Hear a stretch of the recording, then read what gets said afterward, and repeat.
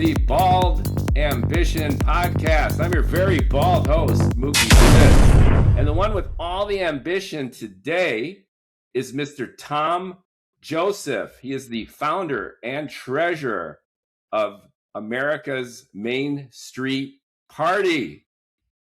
It's a joy to have you on the pod today, Tom. Thank you for having me on, Mookie. Pleased to be on your show. As I understand it, you have a very, very intriguing proposal for the American electorate.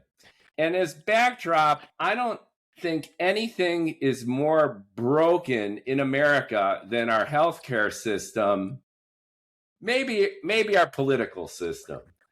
And you've offered some amazing ideas, and you actually have a plan for fixing some of our polarization. The Citizens United problem of super PACs and funding. And I can't wait to just shut up and give you the mic to tell folks about your organization, about the technology-driven solution for essentially crowdsourcing political primaries and nominations. Tom, let us have it.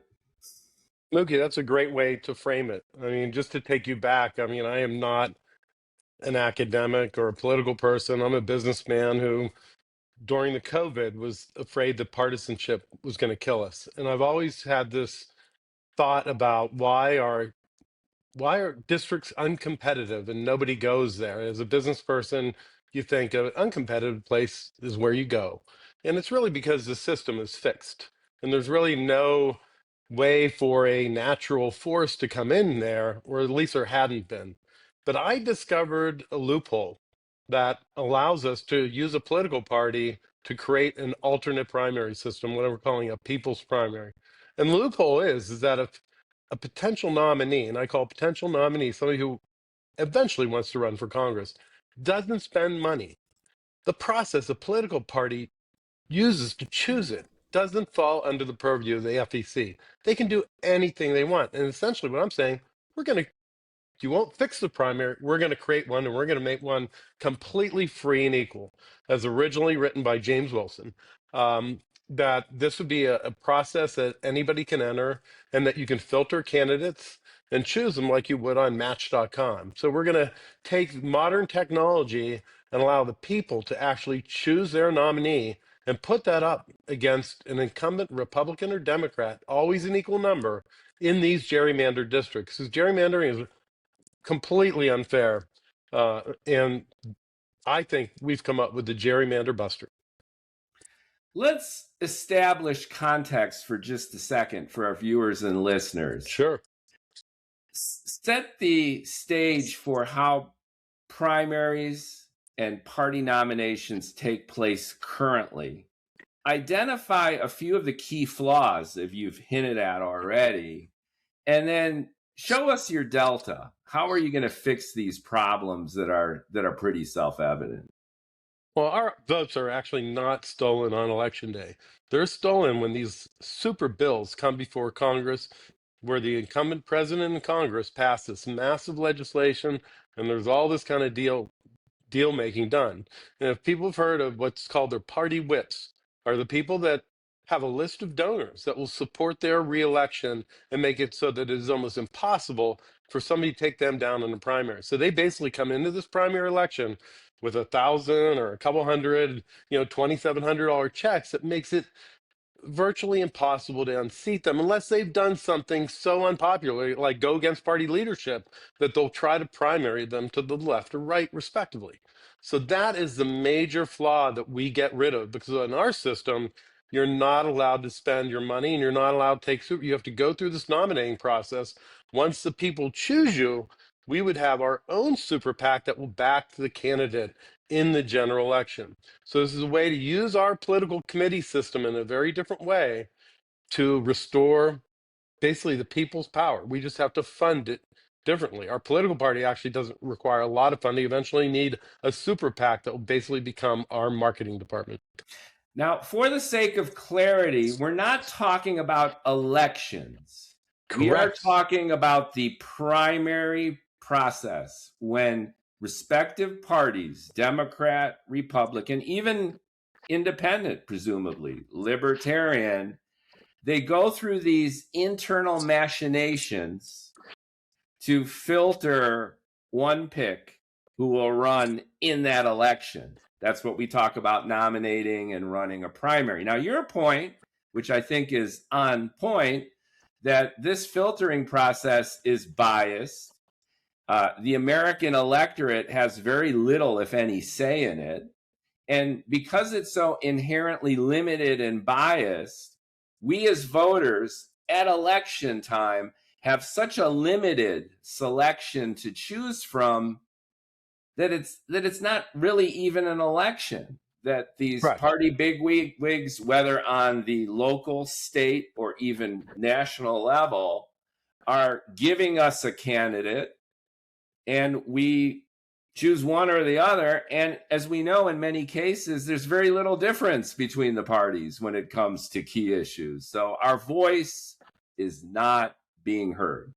Right. And 90% of the elections are not competitive.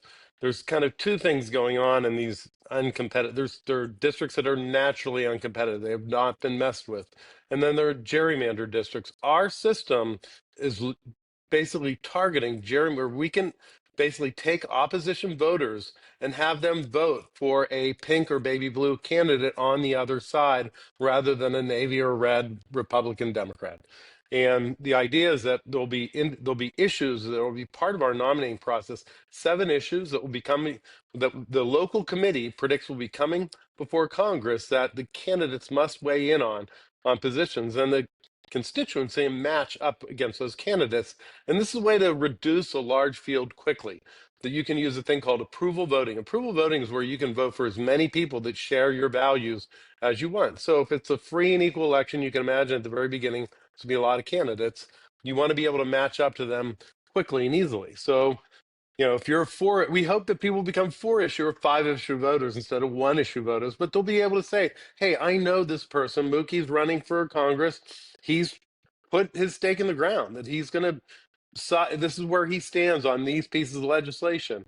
And my prediction is that if you run this contest, you get lots of candidates, that you'll eventually get 4 semifinalists that probably look pretty similar to each other. I don't think you're going to get, I think they're going to reflect the values of that field. So when we get to a top 4, we're going to use ranked choice voting, not to pick a winner, but to pick a top 2. And then we'll do a final debate round, and the winner will always have more than 50%. They'll be the consensus choice of the district. And like, all contests, we expect that participation by voters will increase each round. This is 3 rounds of approval voting to get down to a top 4, 1 round of ranked choice voting to get to a top 2, and then 1 final debate round where you pick one and you get to a nominee. At this point, the super PAC would come in and back that candidate no matter who the district picks. But this would be the only time that the district has truly chosen their candidate. So you're turning the entire model on its head. You're Head. crowdsourcing it. You're truly democratizing it. And I'm sure our listeners and viewers are kind of like, well, this sounds great in principle, but isn't Tom breaking the law? Aren't there laws which create this system that we're all accustomed to and take for granted? And even if it's legal, we'd love to hear why you think this is legal, and I'm sure you've worked that out. How the hell are you going to pull this off? That 2 great questions. Number one, the legality of it was a real question for a while. And what happened was I was working with an election lawyer, and he and the team working on it, after basically what he said the only way to defeat this is to either ungerrymander the districts or get rid of super PACs. That was kind of his take on this. And they work with Republicans and Democrats. So a couple of weeks later, I was conflicted out of the firm. I couldn't at that point get a legal opinion. It took me 2 years to find an election lawyer that would actually cover it. But there is actually a thing in the federal election code called a test the waters committee, and that is technically what we're doing. We're setting up a test the waters committee for multiple candidates, not just one. And that committee will execute this process using local people to do that. And because we're in a gerrymander district, it's not really worrying about partisanship. This is going to be a left district or a right district. So it's going to be a bunch of conservatives or liberals picking the questions and overseeing this process. But they do not screen candidates. They just make sure that people follow the process. They'd be like an Olympic qualifying judge. We don't know who these people are. They have thankless jobs. We want to turn this into like Olympic trials for Congress, where officials, you know, administer this process, but the people do the choosing. But they choose. And then why should the existing infrastructure listen or even care for that matter? What we're doing is at that point, then we go on the general election ballot as a write-in, not as a write-in, as an independent candidate. So we would then petition for this. But the legality of this is really about not spending money. As long as there isn't any physical evidence of a campaign. And think about this, especially if you're in an opposition party in gerrymander district, why spend all this money when you could get your exposure through our portal? But the idea is that each candidate would have their own campaign portal, where they have their platform, they have their public service announcements, they have their, very positive message. We would see that as each round goes in, maybe the local committee introduces another question that they get to do another 30-second PSA for, create more contests, but create something that's a lot more compelling than getting a text message on your phone, donate $3. I mean, the parties don't use technology to really find out what we want. They don't want that. That may fly in the face of what their donors want. We're going to set up a party that's going to treat constituents like customers. We want to change the whole experience. And you talk about, how do I pull this off? I'm not going to launch this like it's a political party. I'm going to launch this as like a business. In a business, you have a business plan. All you need to do is get the next step. So where we are now is that we've completed our, there's 4 major things in developing and releasing a product. But the very first one is feasibility. So I worked with college students over the past year and a half in Philadelphia, kids at Penn, Drexel, Haverford, Temple, Swarthmore, to design the system and develop it. The kids at Drexel coded up the prototype. But basically, to take this through something that would have been more expensive if I had hired professionals, and the party doesn't really have money other than my friends and family donations to get it off the ground. So we are now in a phase where we're partnering with a group called the Digital Democracy Project, who is going to spin up the beta version of this app. From the vantage point of a business model and a technological user experience, let's tacitly assume that this exists and it's on my phone. Yep. All right. Now, here's what's currently happening, to your point. I get a text, donate $3, right? I might hear about the primary nearby. I live in Orange County, California, okay, which is kind of purplish now. And I usually don't participate in the primaries, right? So I'll just go to a local election, and especially the statewide and national elections, and I'll show up. And there'll be 2, 3 candidates there, and I'll make my selection. That's my civic duty. Now, all the points that you're making up to this point, I think are bang on point, which is there's filtering of this selection. I don't get my voice heard. There's gerrymandering. There's super PACs. It's a polarized big mess, and it's not true representation. So you're fixing this. How do you fix this with an app on a phone? If you think about how we do contests like American Idol or how people try out for Congress, that there's an open field to begin with. We don't have an open field to begin with. So to do that, somebody who is interested in running, and to back this up, to make this practical, we are not trying to implement this everywhere. Our thought is to find 20 red, 20 blue districts. So your district would be picked as one of those districts. It may not be your district. And if so, there will be public service announcements. Say, if you're interested in running for office, download the app, go to the portal, Cool. upload, load your information. You can run for office for free. You have to take position on 7 key issues, and basically do that. And one other part of this is you have to get 100 of your friends to endorse you to begin with. So to qualify to be on the portal, we have to know that at least 100 people are going to endorse you. All Now, right. as you can imagine, that if it's free and equal, a lot of people will run. So the thought is that in this target hypothetical district, if 50 to 100 people run and they each have to get 100 endorsements, you're going to have 5 to 10,000 people in the district already on the platform before the contest even starts. That's very exciting. So right now we have one, two, three candidates. They're pre-selected and we got nothing to do about it. You're Yeah, creating a platform where, look, bald-headed Mookie Spitz, I'm going to run on, the libertarian ticket or my own ticket here in Orange exactly. County. I go on your platform, and as long as I have 100 co-signers, I'm like a legit candidate. And then I get a profile, presumably, and then I could put my positions on issues. Is Yep. that There's correct? a whole, yes, there's All a right. whole place where you can put your campaign. But the idea is that if you've got graphics, you have the same number of pixels as your competitor. If you have audio, you've got the same number of seconds of audio and video. And if you've got a position paper, you get the same number of characters. So it's going to be a platform where all the contestants, and makes it easy for constituents. Now the contest launches, and what you got to do is make the top 20. So there's going to be a pressure. Now you can campaign, but you can't spend money. So you could promote yourself on social media. You're not to knock it. We have rules that we are putting in place to get rid of the things that people hate about the way campaigns work today. And those rules could be evolved. This has all been, like I said, proved out by me and the college students.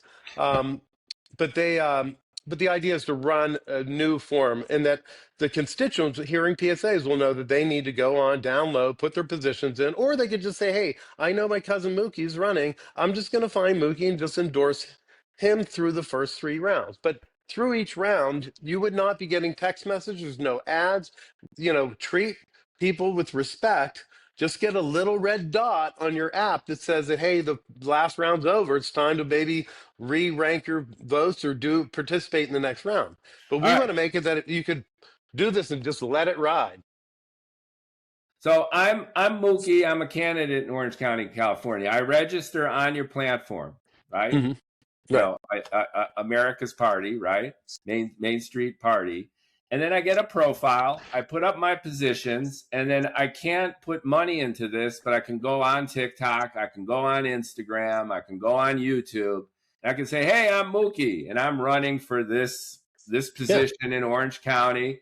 I'm on America's Main Street Party, and you guys get to vote." You guys get to vote for me. Come endorse me. I've already Yeah. have 100, so I'm legit. And then folks vote for me. Like America's Got Talent, America's got a primary nominee. Yeah, or this district is actually going to have somebody that represents them. And the party can advertise for the contest. The super PAC can advertise for the contest. So instead of them getting these awful ads, they'll just get a reminder, hey, download the app, spend a minute, checking out, exercise your voice. We want to try to do something different. So at least at the beginning, too, I think the people will realize they're participating in a democratic experiment. Now, quick question. There's going to be, to your point, hundreds, if not thousands, if it's successful, guys like me, which is, I'm running. And how is the voting block going to really be able to differentiate and choose? Now, my nephew and my cousin will vote for me out of friends and family favors. But to really democratize this thing, people need to see my profile, go through my list of what I believe in and the policies that I want to see in my district. How are This is people a going to be able to differentiate and sort out from all of these candidates? This is like I said, a brilliant idea that one of these college kids came up with. But the idea is that we're going to have 7 issues that they have to weigh in on, and that you'll go in, like I said, pick, say these four issues are the ones, and they're going to have a left, center, right position on those issues, and you're going to get now a subset of the people that match. Now, if it comes back it's 30, Cool. you may say that, oh, that's too many, I'm going to pick a fifth one. Or you're going to say that anybody that has this position on this issue, I don't want to consider at all. So we're going to have ways that you can filter out, because at the beginning you want to endorse not one person, you want to endorse as many people that share your values, because you want them to become a finalist. So Right. that's the idea. The districts can say, oh, yeah, this is the way approval voting works. It allows you to advance everybody that has your values. So as people drop off, you'd say, oh, I still have a horse in this race. Here's somebody that represents me. And then we can get to that top four where we get into the ranked choice voting. All right, I love this. So you got all of these candidates, and they're on your platform, and they list their issues, and then you have like its own internal algorithm, which is like, all right, I'm a voter in Orange County, California, and I want less regulation, but I think smoking weed is okay, and gay marriage is okay, and I lean a little bit right in other ways, and then it cross references and indexes, and then I get a list of candidates within your platform that are aligned with my personal voting values. And it's not going to be Yep. just one, it's going to be many. And then I select them. And then it goes through a filtering process of stages of culling all of these candidates to what you're saying maybe four. Is that right?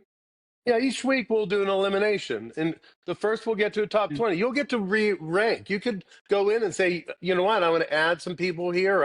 I heard more about this candidate. I want to take them. So each round you'll have an opportunity to do that. So each week we'll call the field and eliminate it and give voters a regular amount of time, rather than just have all these silly ads for months and then vote once. I mean, we have a terrible system. Yeah. I love that my voice is heard from the beginning to the end of the process. Like I'm Exactly. exposed to a wide playing field of choices. Your internal algorithm helps me align my choice with my own values and my own desire for certain policies. And then it gets culled based on the overall feedback from everyone voting, selecting.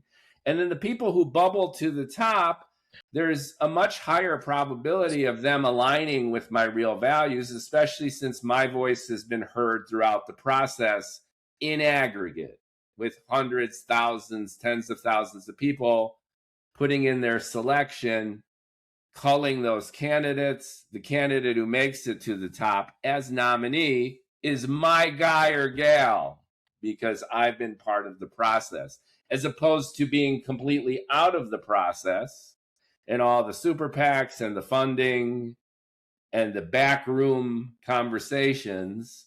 I'm the one elevating this candidate. And what it means to be a Republican or Democrat just seems to change once they get in session, and it depends on who the president is. So I think this is really a way to hold them accountable, say, hey, this is what we wanted, and we took these positions, and you need to take these positions. So if it's up for a vote and it's not that position, you got to say no. Yeah, that's terrific. And then now what happens when you've got your four or five, whatever, you're called America's Main Street Party candidates who have come through your app?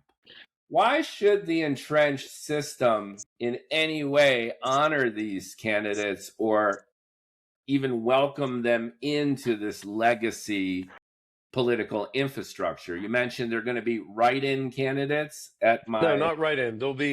We will have to get, the way the general election works now is that anybody can, depending on the state, there are rules for getting on the ballot as an independent candidate.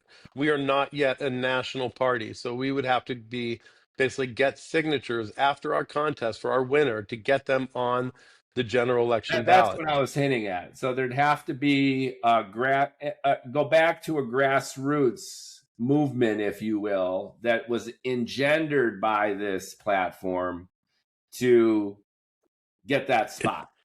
It's not a big number. It's like a couple thousand signatures. Our goal Okay. is to outdraw the public primary. We want to advertise this, and through what we want is that final round, that debate round, that we're outpulling the public primary, so that when we say, hey, This is a person chosen over 5 rounds in a primary system that had more numbers, more people participating than this public primary. Now, who's the favorite? If this is football, we're the Big Ten, we're the SEC, they're the MAC. No offense to the MAC. So when a voter in Orange County, California goes to the voting booth, all right, to make their selection, there's going to be a Democrat candidate, there's going to be a Republican. This is Orange County, there's going to be a Libertarian. There might be a few other fringe candidates. And then there's going to be the America's Main Street candidate. Correct. That's going to be in my available listing. And now the point you're making. It'll be until it's recognized as a national party, that candidate will come up as an independent candidate on the ballot. But however, yeah, we're going to market that person as our candidate. We see America's Main Street Party being a brand. It's a brand that says that this candidate was chosen by the people and they follow different money rules. Our candidates are not going to be allowed to put personal wealth in this beyond what any other constituent. So if the donation limit is $2,700 for everybody in that particular office, then that's as much as they can contribute. They can't buy their office. Yeah, and also I'm assuming that you're operating under the tacit assumption that there's been such a groundswell of enthusiasm for your independent candidate up to this point that hundreds, thousands, tens of thousands of people have already vetted this candidate, Exactly. are familiar with them, much more so, to your point, than the legacy Democrat or Republican nominee. So when they go to the voting booth, they'll know that guy. So if I participated in this process and I was culled and I become America's Main Street independent candidate in my district, people will know Mookie Spitz because they've been part of the process organically since I joined the platform. And that critical mass should provide the momentum for getting more votes and squeezing in there. Plus, the goal is to attract a large donor, a super PAC, who is going to back you. So this is what's going to attract good candidates. They're going to know that, hey, I've got $2 million in general election funds that's going to handle my media campaign. The candidate committee is just going to handle the local ground campaign. Now, here's another key difference about what we're doing. The way the system works now is that the candidate committees have all the power. They can accumulate war chests. And the more gerrymandered, uncompetitive district you're in, the more likely it is you've amassed a lot of money because you didn't have to spend it to win. Right. In our system, the treasurer, the person who's responsible, is not the candidate. It's going to be somebody from the local committee. And when that general election campaign's over, they're either spending all the money or they're returning it to the nominating committee, the local committee. So there are no war chests in this system. That person has to come back, go through the same nominating process, free and equal nominating process, to win the nomination again. That's a system of accountability we do not have today. Absolutely. So this is intriguing on a number of different levels. So you're upending the existing system. You're empowering the electorate to make decisions much earlier in this process where they're usually completely excluded. And then the sheer momentum of their enthusiasm, you're tacitly assuming, will trigger a PAC, a super PAC, knowing that this candidate already has this kind of demonstrable grassroots support and get some money behind that candidate. So they become a viable contender to actually win.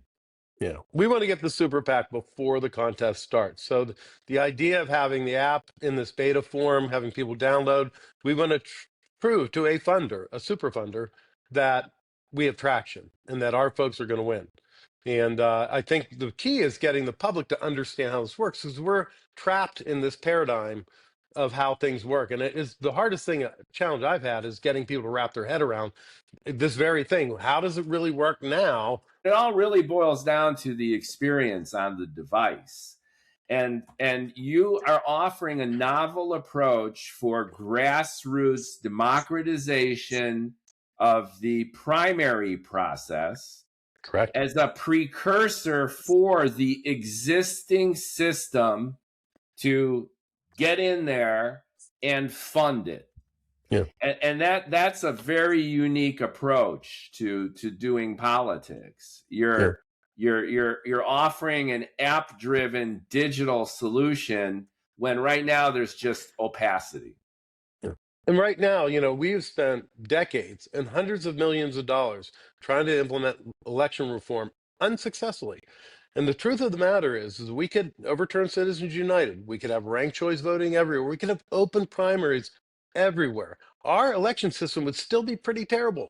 It's still rigged for the incumbents to get these donations. So even if we implement all the election reforms that we have on the table, it's still a really unfair system. The only way to really fix it is to address the root cause, which is the way money works. And I found a loophole that allows us to do this without any new laws.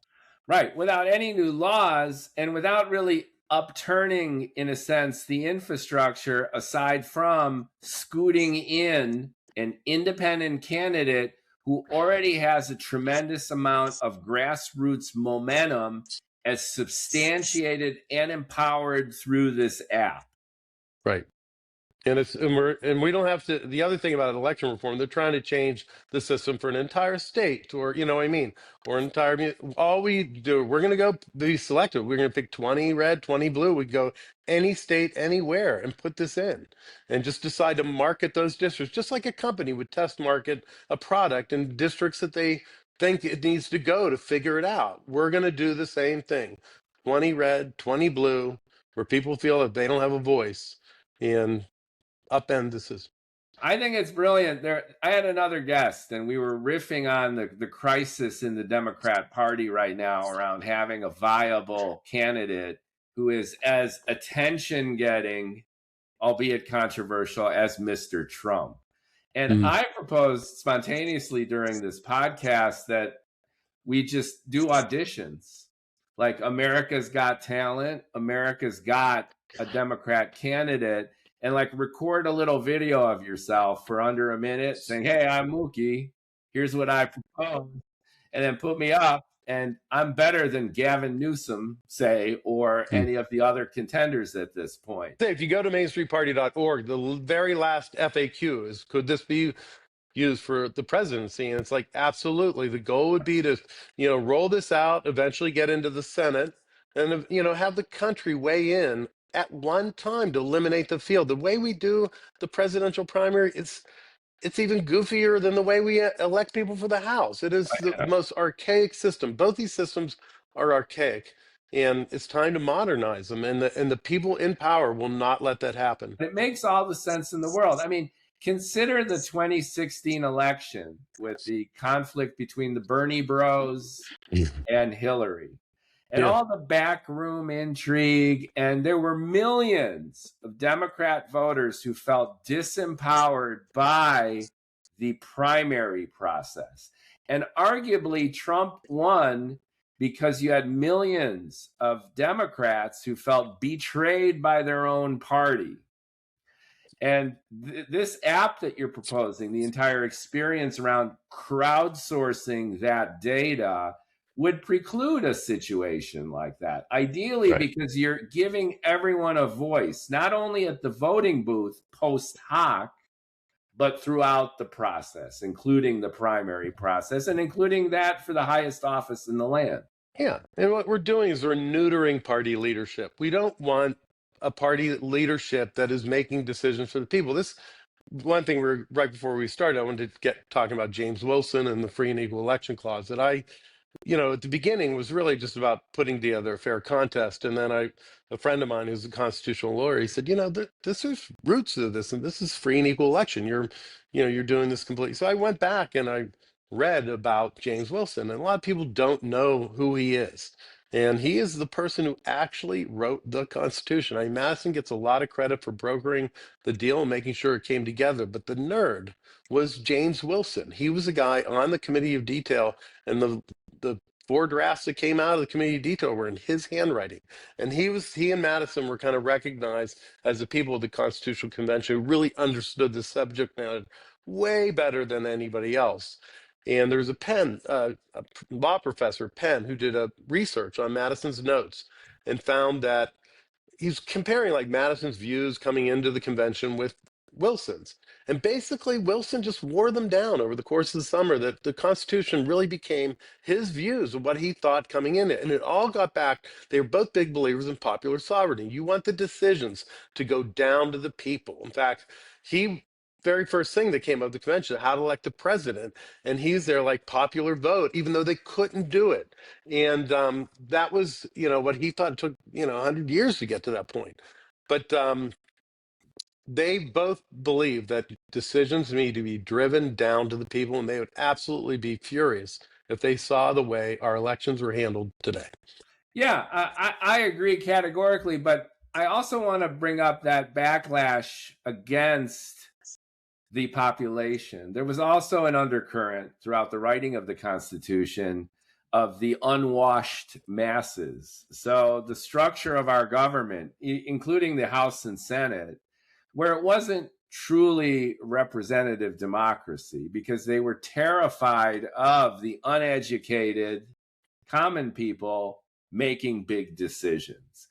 No, Wilson was the man, at least what I've read, who wrote We the People. And he wrote the Constitution in a language that was going to eventually include women and all colors of people. Like, so the language he used was very generic in describing who the Constitution was written for. It was written for everyone, and that is who they were. They believe that that the people, the best governments work when everything is driven from the bottom up, and that was really that's really what this system is about. I agree, and we've come a long way in our 250 years. We're going to celebrate our big 250. But it was also engendered an environment of aristocracy, a skepticism about what the Greeks call the demos, right? Mm-hmm.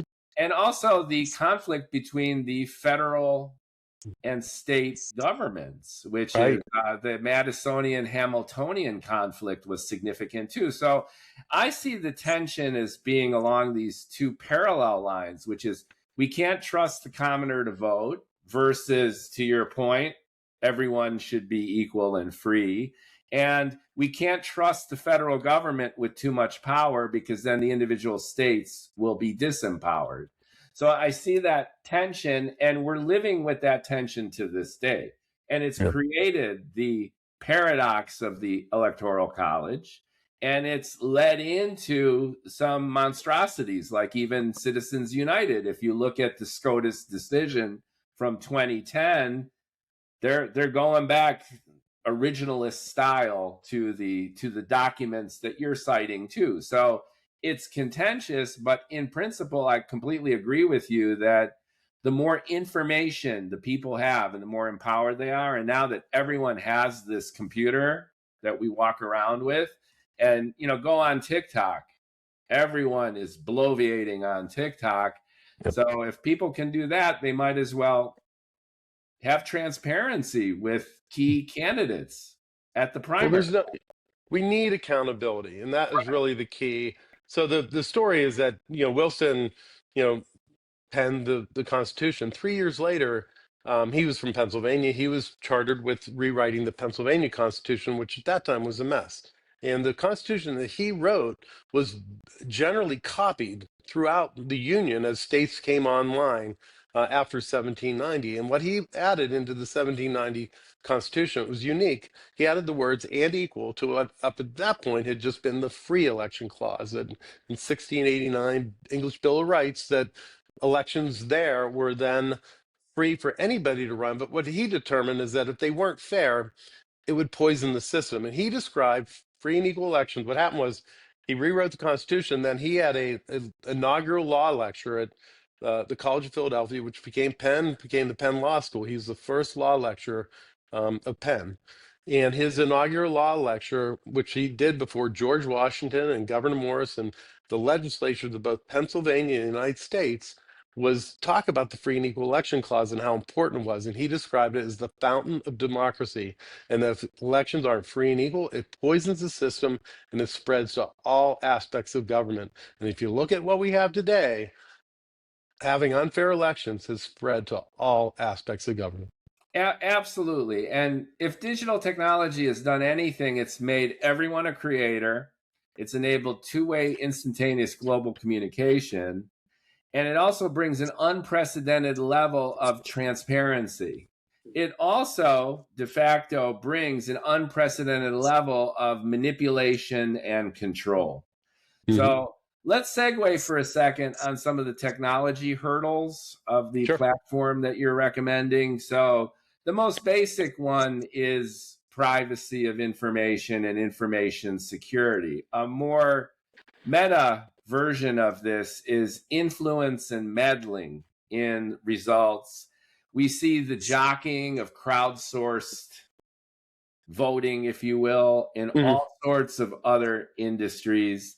Look at Polymarket, the gambling app, which in many ways is very analogous to what you're proposing. You can now bet on anything. Yeah.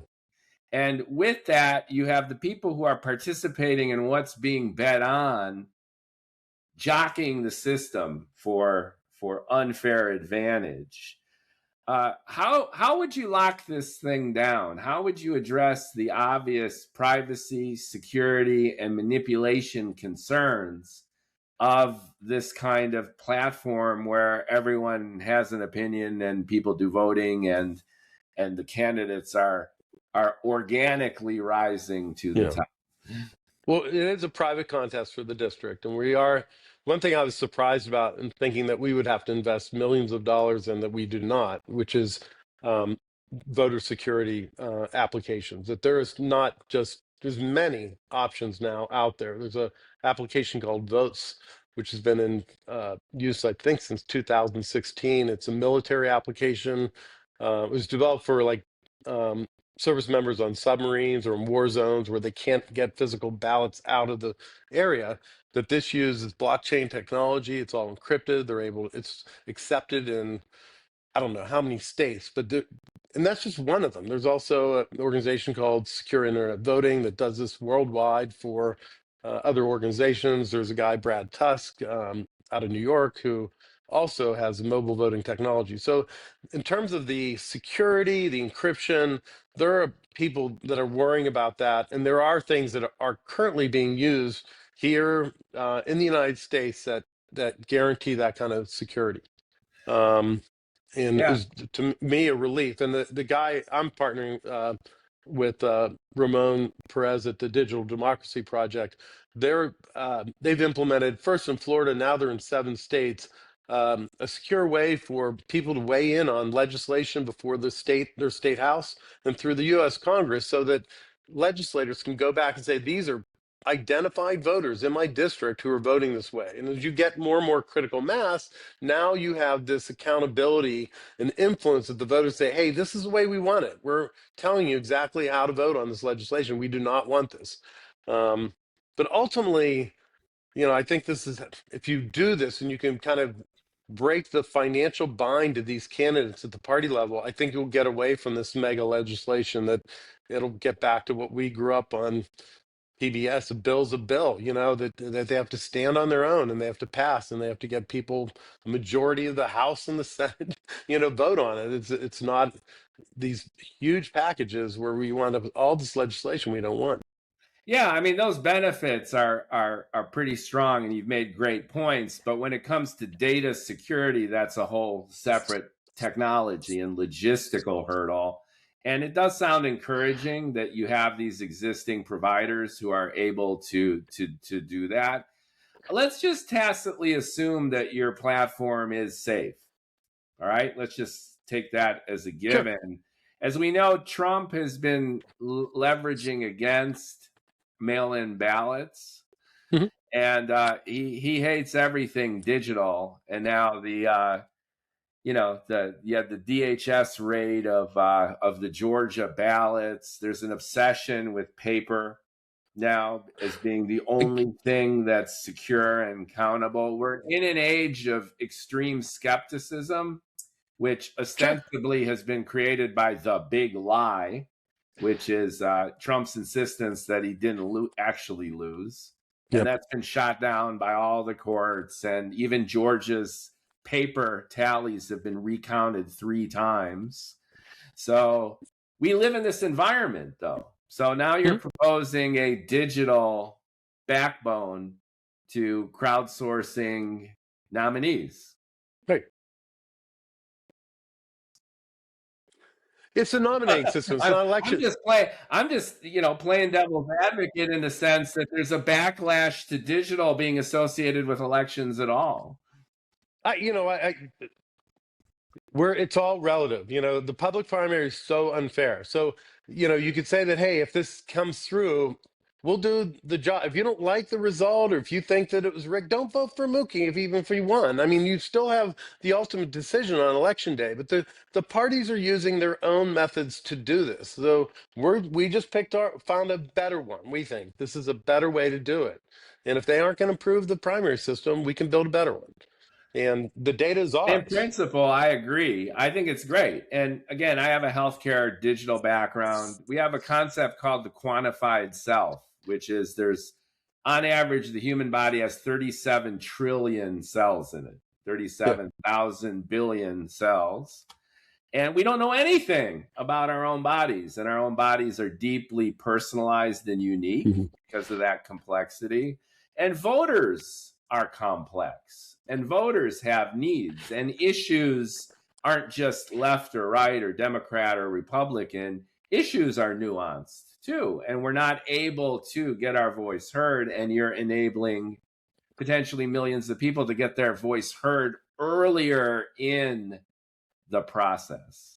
And to get voters to choose people on that. Because like on these positions, the candidates actually will be able to elaborate on their particular position on that. So if they pick the left position on this issue, the constituent can hover over that position and then see that person's elaboration on that. So a lot of this is in their demos on our website, mainstreetparty.org. You can actually see how this works. It's what the alpha proof of concept feasibility is demonstrable, not usable.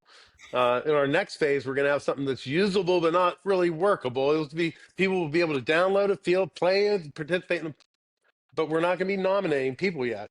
And then the last phase, we'll implement it and we'll do it. But we want to do it. We know that people already have it on their phones in thousands. We don't want to go and lose. We want to go and win. So how can we help? I'm going to put all this information in the description of this podcast. And I'm assuming you want beta testers and you want to build awareness. This podcast will help build awareness, and I'm pleased to help spread the word about this concept.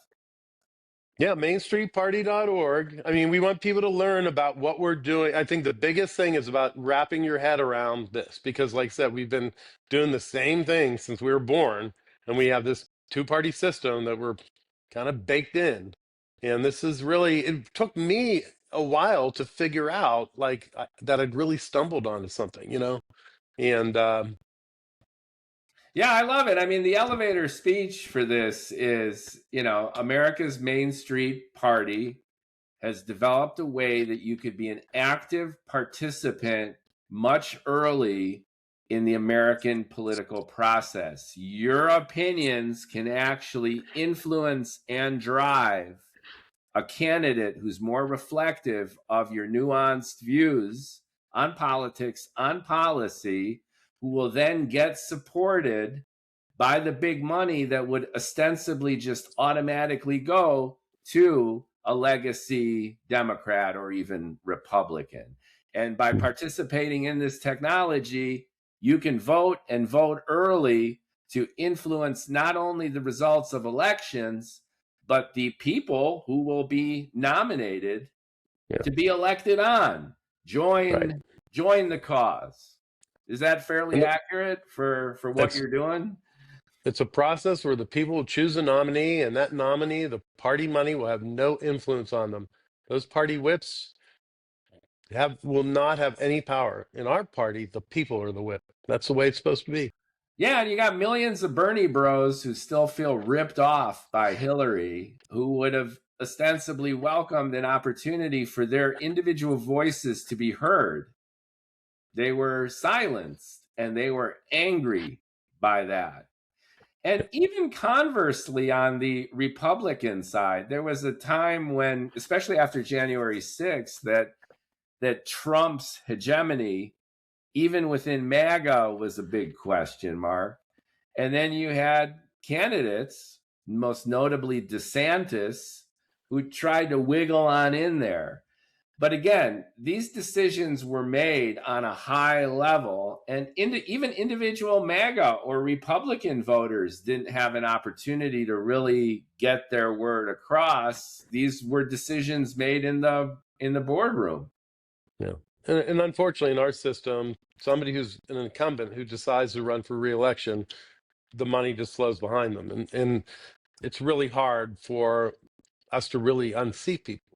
I've really come full limit on term limits. We want term limits because people can't get them out. But if you have a really, truly free and equal, fair system for electing somebody, you shouldn't have term limits because if somebody's not any good, they'll get voted out. And if somebody's really good, you should keep them. So, the idea that there could be a great statesman or stateswoman, that should be allowed. And if I think if you have a free and equal system and that person continues to win, then they're the best. They deserve it. Absolutely. And then again, digital technology enables this with the caveats that you need it locked down, you need it secure, and then you need to combat these forms of manipulation within crowdsourced environments that are inevitable. So, you need to make sure that you police it, that you supervise it. So we have a pretty cool idea of implementing what we're calling virtual polling locations. See, the original idea behind polling locations is that they were small enough that you could recognize the people who were there. The polling locations got so big that you can't do that. So we think we can do it virtually. So a virtual polling location could be an apartment building, or it could be your neighborhood, or it could be a grade school district, something where you really know the size and you could see it on a map. Green dot, Mookie voted. No, I didn't. Mookie's dead.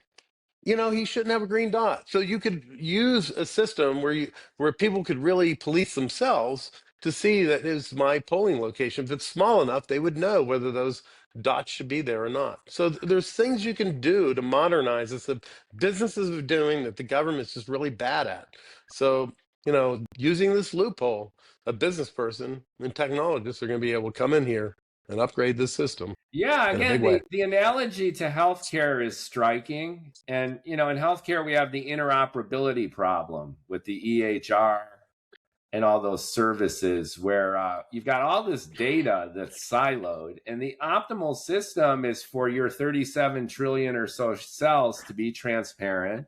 And then you could get optimal preventative care, you can get optimal treatment solutions, and it becomes visible. The downside, though, is the insurance companies will see that, and everyone is jockeying to own the data because there's a lot of cashola in owning the data. And there's the risk of manipulation and corruption by revealing all this information. So you have this dynamic tension between transparency, which will help optimize by nature visibility, but Yeah, also efficiency of the system. And on the other hand, the opacity that's necessary for privacy and the ownership of one's own data. So you're bringing up interesting ideas, but the obstacles are the same in many ways too, which right. is I don't want people knowing if I voted, where I voted, how I voted. Then they must be, if they're happy with the existing, people say, hey, I don't want to show my ID to get on an airplane. You got to fly, you're going to have to do it. But And um, when you go to a voting booth, they got those big placards on either side so people don't, look at who you're voting for. So, I love your concept. I'm just introducing obstacles which are inevitable part of building a system like this. I don't know if you saw my history, but I started a company called Bookminders. We provide accounting service. We got hundreds of clients. We're, managing literally billions of dollars. And there are people trying to hack into the system every day, 24/7. It is possible. You can't tell me that people want voting data more than they want money. Mon- money is directly transferable.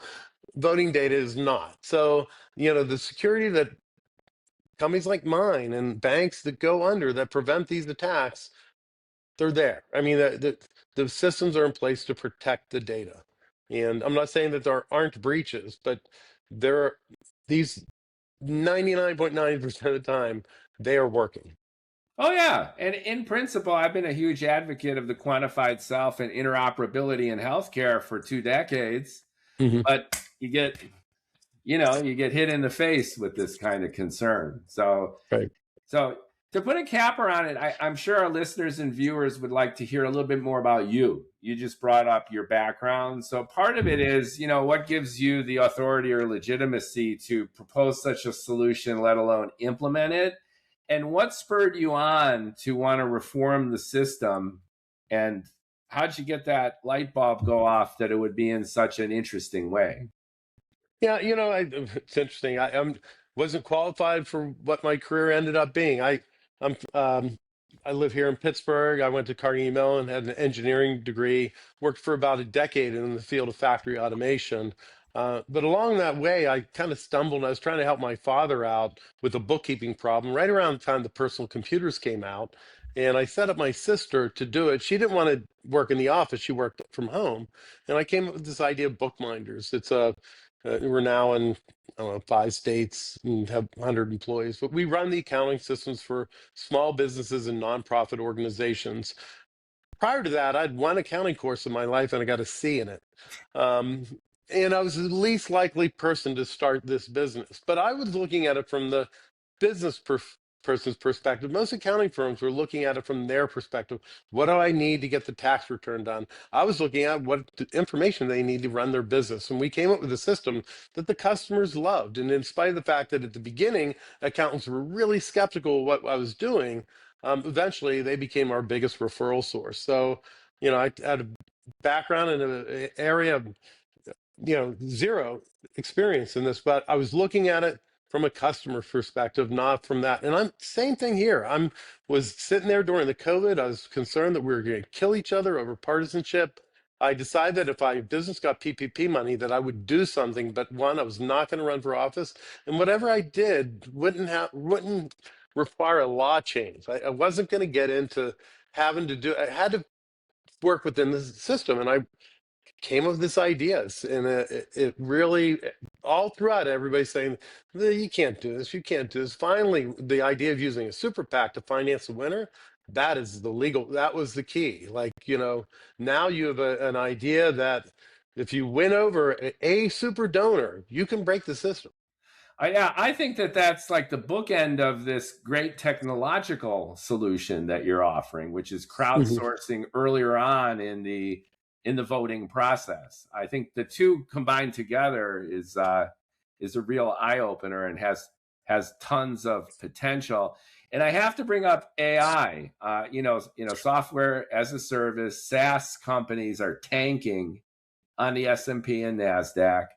And as an accountant, you understand the pressure exerted not only by AI, but now the agentic technology. And how might this factor in, both in a good or bad way, with the platform that you're proposing? We're dealing with a lot of bots. We're dealing with a lot of false information. And not to bring up the security consideration again, but, I see a bunch of bots popping up as candidates on America's Main Street Party. Yeah, no, I mean, that's why we're having a local nominating committee to vet Right. the process and make sure that the candidates are real and that do reference checks. So, to me, it's always amazing that you get these candidates that are out 3, 4 months and say, oh, they didn't serve in this branch of the military. That will not happen in this organization. I can tell you that as a person who hires, it costs $3 to do like a reference check. Well, that's what the committee will do. They'll just make sure that what they're representing is accurate. If they have a criminal record, they're not going to keep them out of the contest. They're just going to make sure that people know they have a criminal record. They may or may not hold that against that candidate. Yeah, and you could sick the bots doing reference checks. Now it's even more efficient to Well, do it that the way. AI does allow us to increase our capacity to Yeah. generate the code that we're going to need to do this, to You could do vibe our. code your platform, Yeah. right? So, it's going to allow us to increase our reach and to do, more things more quickly. Um, but ultimately, I do believe it's about transparency and giving people access. This is what before I started my accounting, same thing. It's about controls, checks and balances, giving transparency. When I worked in manufacturing, they improved the quality of the process by letting people know what went wrong. So I think Yeah, you have to be honest and say, if you do have a breach, say this is where it was. We can just rerun the contest. If we have something that gets messed up, let's just say it was a bad round, we'll rerun it. that's terrific. And now that we know what the issue is you're solving, what the solution actually is in terms of the mechanics of the application, how that ultimately precipitates super PAC participation to back a crowdsourced candidate, I do want to go back and give credit where credit's due to the students and the folks who helped you build this. Because, now Yeah. we have context for what was built and why it was built. Can you just say a few words to give homage to the terrific students and everyone who helped Yeah, you it design? started off with these two guys who are now in law school, Gabe Wright and Tulio Tagliavera, and they um, they did the research. Like, I had the idea, I thought it was legal, but they went and um, did the research and wrote a document. A lot of this research is on wilsonsfountain.us. It's a website. Right, It's our sandbox for really exploring the free and equal election clause. But they basically figured out how to specifically operate this within the rules of the Federal Election Commission. And then there have been other students who've written other papers to do this. And then the guy who's really has been a key to this whole thing, a guy named Chauncey Wadsworth. He is our app designer. He's the one that came up with the idea about the issues. He's a political science major. He's not a computer science guy, but he's worked with the guys at Drexel on the app. And he's been working, he's been an intern on this for now a year and a half. He's staying with this project through graduation in May. But it's really what I've gotten out of working with these guys has really been a lot. I mean, they've come in and had some fantastic ideas. They've done some great research, and really wouldn't have gotten through this proof of concept phase without them. It would have the party couldn't raise the money to pay professionals, but they really did a great job. So that's thanks for mentioning terrific. it. One of the themes of this podcast, Bald Ambition, is entrepreneurship and putting teams together. And you started with a light bulb idea, like you mentioned in COVID. We're killing each other with misinformation, polarization, just a lot of bullshit. And then you got this idea. How did you get to this point? Like, can you quickly share with our audience, how'd you go from bright idea to finding this terrific team and actually getting this as far as you've gotten it? Yeah, and I think my experience launching businesses and products. I mean, my first job coming out of Carnegie Mellon was at Westinghouse. We launched a line of circuit breakers, boring thing. But that was really my approach, was that I was going to take more of a business person's approach, but launch it within a political committee organization. So on January 3rd, 2021, I formed a political committee, and then 3 days later, all hell broke loose. And it really kind of set me back in terms of, like, at this stage, I really hadn't come up with a free and equal contest. I just knew I wanted to do something different, and it stalled me. But it took a while just to get the website up. But again, taking more of this business plan approach. Then I had this eureka moment, really, where I discovered that this could be game changing, using the political committee system in a different way. And it was at that point where I really started to say, okay, I formed Wilson's Fountain because that is somewhere I could write checks for. I wasn't limited by the Federal Election Commission, and really underwrote a lot of the research outside of the party. And then the party, I'm just doing the things in it that have to be done, which is develop the app, and obviously any advertising, marketing has to be paid for by the party. But that was kind of the mechanics of going about it, and it really it's limiting federal election rules to do what I'm doing, um, because I'm limited by money, and now I've got to get out and get people to become aware of it, make donations. We have some cool merchandise. We have some stickers and T-shirts. Swag. The rock and rollers these days know that selling T-shirts is In our probably their number one revenue stream, right? So, swag, social media, getting the word out. I think the idea is terrific, and kudos to you for to make it happen and bring it about. I'm tacitly assuming, every force has a counter force. How do the entrenched politicians feel about it? Have you vetted this with, or at least proposed this as a concept with people in the system? Yeah, if you're a staunch Democrat or a staunch Republican, you hate this idea. Yeah, And actually, even some of the people I think in the election reform space see us as competing for donors. yeah. Um, though we're trying to like really amplify what's going on with election reform by giving voice to things like approval voting and ranked choice voting. And we really feel like this is a market force that would cause legislators to ultimately deliver on election reform if they see this type of competition coming on. But that's really what we see, is that this is, we're creating a market force. Absolutely. And, the business guy in me thinks about ancillary line extensions here. Surveying and polling is a multi-zillion dollar industry, which, as we've seen, especially for presidential candidates, has been horribly flawed, right? And that's why, That standard deviation got deviant in the last few elections. So do you see any opportunities for additional insights that could come out of what you're doing? that was originally a plan that we would do that by teaming with the Digital Democracy Project. They're already doing that. So as we see it, we put our piece in there. Now we've got the full control loop, that they're picking up the data after the election, telling them what we're getting it in the front end and what the constituents want. So to me, that delivers a full cycle solution by teaming up with them. All right. So, I'm preaching to the choir. It's just, I think in terms of data and AWS is what finally made Amazon profitable. And then the advertising on Amazon is what took them over the top.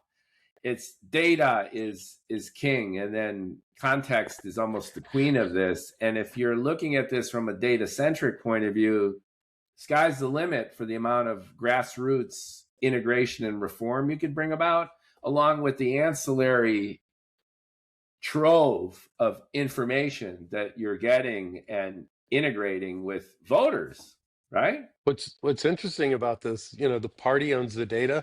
The only income the party can take are donations that have donation limits. So we can't sell the data. Right. That's a great conundrum. We can't monetize it. So in that respect, the public, there's a public trust there that it's impossible for us to monetize it. We would violate the law by selling it. I was going to bring that up, that there's a sense of assurance, at least on the part of your users, that, when Zuckerberg competed with MySpace saying that come to Facebook, we're not going to steal your data. That sounds hysterical at this point, but you really can't. And that's probably a good thing in this age of data heisting and reselling and slicing. There's so many things that fall into place with this idea that it's, and that's what usually happens in a market disruption, is that the barriers that a monopoly uses, and think of the Republican Democratic parties as monopolies who've hijacked our election system, that the barriers that they set up to entry eventually take them down because the competitor figure out a way around them, not through them. And when they do that, now the monopoly is exposed to a better solution. And that is my prediction, is that this will eventually put the public primary out of business. I think that would be an awesome thing. Ladies and gentlemen, Tom Joseph from America's Main Street Party with a revolutionary proposal and a roadmap and an application for crowdsourcing your opinions and essential vote for upstream candidates prior to the election to build momentum and excitement from a grassroots kind of way. So the super PACs, where the real money are coming from, are actually going to represent you instead of just the legacy monolithic parties who are making all the decisions for us and further precipitating the polarization that is wrecking America. Yeah. Is that kind of a good pitch? That's a great pitch. Check us out at mainstreetparty.org. mainstreetparty.org. And thank you. Like, comment, share the Bald Ambition podcast. I want to sincerely thank you for your time. We're going to have info in the description, and be a participant. Your civic duty. And Tom here is offering a roadway to participating early, transparently, and in a way that actually could be truly influential for our elections, both at the local, state, and hopefully even the federal level. Correct. Right on. Thank you, Tom. Thanks, Mookie.